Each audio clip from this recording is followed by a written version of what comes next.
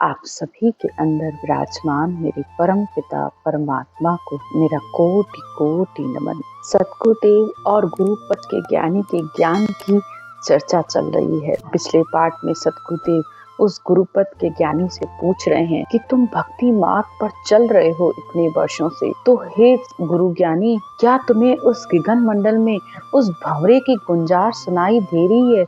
उस शब्द भ्रम की ध्वनि तुम्हें सुनाई दे रही है? अगर वो तुम्हारे पास नहीं है तो तुम परमात्मा से कैसे मिल सकते हो? उसके बिना तो परमात्मा में मिला ही नहीं जा सकता है, क्योंकि वो परमात्मा की आवाज है, वो परमात्मा की ब्रह्म धुन है। उसी का संग करके ही इस आत्मा की मुक्ति हो सकती है। तो उसके लिए तो इस ब्रह्म के नाम को भेद के सहित ही जानने पर वो रास्ता मिलता है। भेद सहित ज्ञान घट आवे, प्रेम भाव नैचो मन पावे, मोक्ष मिलन की यही उपाय, दूजी नहीं शिष्ट में भाई। सद्गुरुदेव कहते हैं कि जो भी इस विधि को, इस ज्ञान को प्रेम से, भाव से और विश्वास के साथ मन लगाकर भजन करता है, तो ये ज्ञान, ये सत शब्द उसके घट में आ जाता है। और मोक्ष प्राप्ति का तो केवल यही उपाय है। इसके सिवा संसार में मोक्ष प्राप्ति का दूसरा कोई रास्ता ही नहीं है। क्योंकि आप कितनी भी साधनाएं कर लो, कितने भी तप कर लो, पर फिर भी ये ब्रह्म की धुन नहीं आने वाली। और जब तक ये परमात्मा की धुन नहीं आएगी, वहां तक आप नहीं पहुंच सकोगे। पिछले पार्ट में हमने सुना सद्गुरुदेव ने उस गुरु ज्ञानी को सारे चक्रों का ज्ञान, भेद, विधि बताई। अब सद्गुरुदेव उससे फिर पूछते हैं, ऐजी सुनता हो गुरु ज्ञानी, गगन में शहर बसाया बे। अब सद्गुरुदेव पूछ रहे हैं कि हे गुरु ज्ञानी, मैंने तुझे ये सारा ज्ञान बताया और तूने धारण भी किया है। अब तुम मुझे ये बताओ हे गुरु ज्ञानी, क्या गगन में तुमने अपना शहर बसाया है? क्योंकि इस शरीर का तो शहर अगर जहाँ तुम हो वो तो तब तक है जब तक तुम इस शरीर से संसार में हो, लेकिन मरने के बाद उस आत्मा ने क्या अपना देश बनाया है? और उस आत्मा को देश तब तक नहीं मिल सकता जब तक वो ज्ञान नगर में नहीं जाती है, जब तक सत्संग नहीं सुनती है, जब तक ज्ञान पर विश्वास नहीं करती है। तो इस ज्ञान नगर में जाने के बाद ही जैसे जैसे वो ज्ञान सुनती है तो उसको विश्वास आता जाता है कि ये मुझे भी प्राप्त होगी। अगर इतने लोग ये बात कह रहे हैं इस ब्रह्म धुन के लिए, तो इस रास्ते पर चलकर इस विधि के द्वारा वह सत्शब्द मेरे अंदर भी आएगा। तो अब सद्गुरुदेव उससे कहते हैं कि जितने भी साधन हैं, जितने भी ज्ञान हैं, चाहे वेदों का, चाहे शास्त्रों का, सबका सार तो एक ही है। सहजा ही धुन होत है, वो ही सुमरन सार। तो जितने भी ज्ञानों का, सबका सार तो एक ही है कि बिना सुमरन किए वह परमात्मा की धुन तुम्हारे पास नहीं आ सकती। तो सबका सार सुमरन है और बिना नाम जपे वो आ नहीं सकता। तो आगे सद्गुरुदेव कहते हैं, कुओं बहे पाताल अगम कु, बेल शिखर दिश जावे। तो कुआं तो गगन मंडल में ही है और वहीं से ही वह अमृत हमारे ऊपर बरसता है। तो नीचे जब श्वास और प्रश्वास में सुमरन होगा तभी ये अमृत निकल कर आएगा।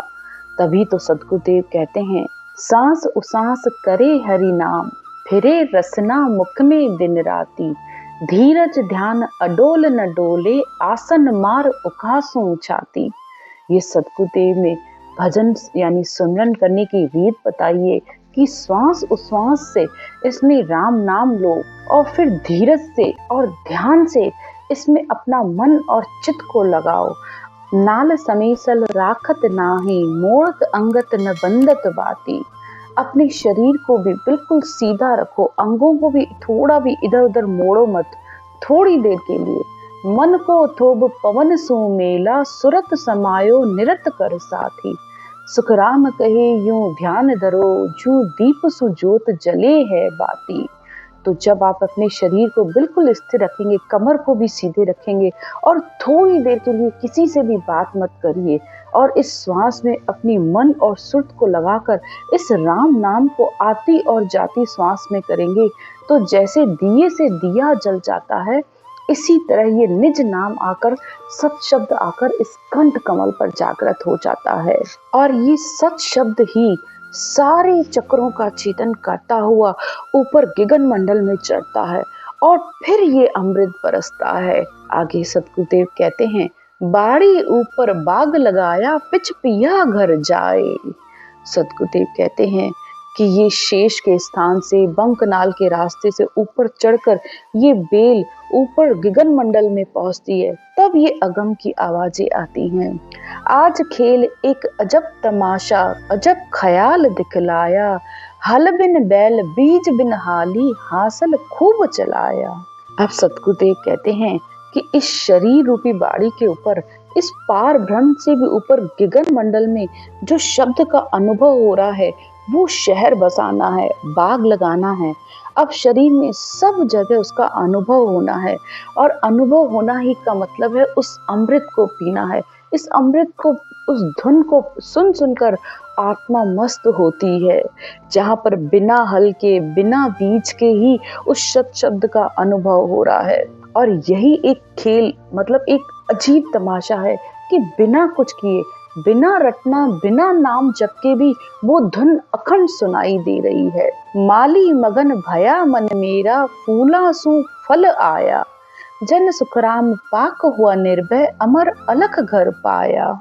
अब इस मन को भी बहुत खुशी हो रही है, क्योंकि जो मन कल तक अकेला था, जिसे जो मन भक्ति में लगता नहीं था, तो अब ये सत्शब्द आने से ये मन भी उस धुन को सुनना चाहता है और उस धुन का आनंद ले रहा है। और इस तरह ये सत्शब्द सारे जितने भी कमल है, उस कमलों को छेदन करने पर ये सत्शब्द रूपी फल आया है। तो सतगुरुदेव कह रहे हैं कि उसका बहुत ही आनंद आ रहा है। अब ये मन बिल्कुल भी इधर उधर नहीं भटकता है, तो ये मन, सुरत और आत्मा सब उसका आनंद लेते हैं और पूर्ण परमानंद में लय होते हैं। और उस अमर और अलख जो पुरुष जिसे कहा जाता है, उस गगन में उस आत्मा ने अपना घर बना लिया है। अब मरने की भी उसे चिंता नहीं है, क्योंकि उसने जीते जी अपने लिए उस देश को बसा लिया है। उस अगम के देश में पहुंचकर वह अब उस अगम की धुन का आनंद ले रही है आत्मा। तभी तो संत कहते हैं, होना था जो हो गया, सुरत शब्द का मेल, संत दास अब इस देह का, हर्ष रहे नहीं शोक। तो जिस काम के लिए आत्मा इस संसार में, इस पंच तत्व के शरीर में आई थी, वो कार्य अब उसने कर लिया है। सुरत और शब्द का अब मेल हो गया है।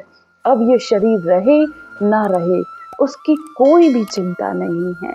आगे की चर्चा हम अगले पार्ट में करेंगे। राम राम।